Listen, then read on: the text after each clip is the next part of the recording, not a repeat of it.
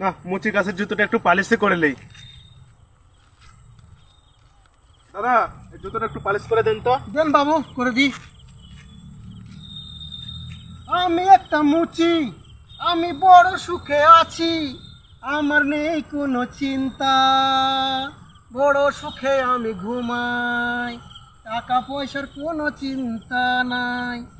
আমি একটা মুচি, আমি বড় সুখে আছি।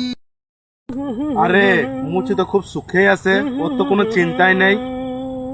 আরে দাদা, আজ দিনে কত কামালা? এভাবে তো কোনো হিসাব করি না, যা হয় ওই নিয়ে বাড়ি চলে যায়, ওই নিয়ে সুখেই চলে আমার, রান্না বান্না করে খায়, আরামসে ঘুমায়।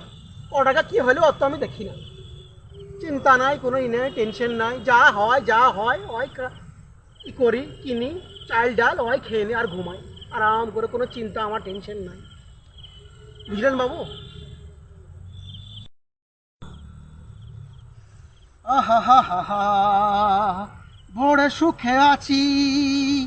এলেন বাবু, হয়ে গেছে আপনার। ঠিক আছে।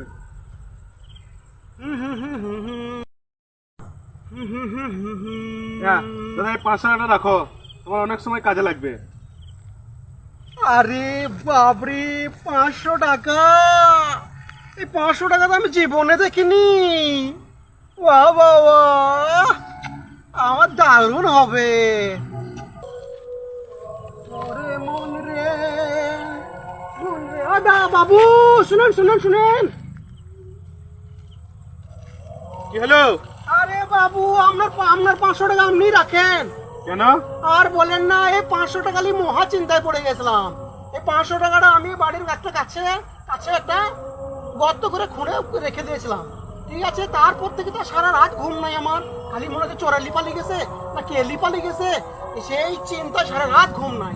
আমি আগেই ভালো ছিলাম, আমার টাকা পয়সার দরকার নাই বাবু, আমি দিন আনি দিন খাই, ওই খেয়ে আমার দিন চলে যাবে, নিশ্চিন্তে ঘুমাই। বাপরে বাপরে, এই 500 টাকা আমার জানের জুলুম হয়ে গেছিল। সারা রাত ঘুম নাই, খালি মনে হচ্ছে চোরালি পালি গেছে গর্ত করি। আপনার টাকা আপনার কাছে রাখেন বাবু, আমাকে মাফ করেন বাবু। বেশ, ঠিক আছে।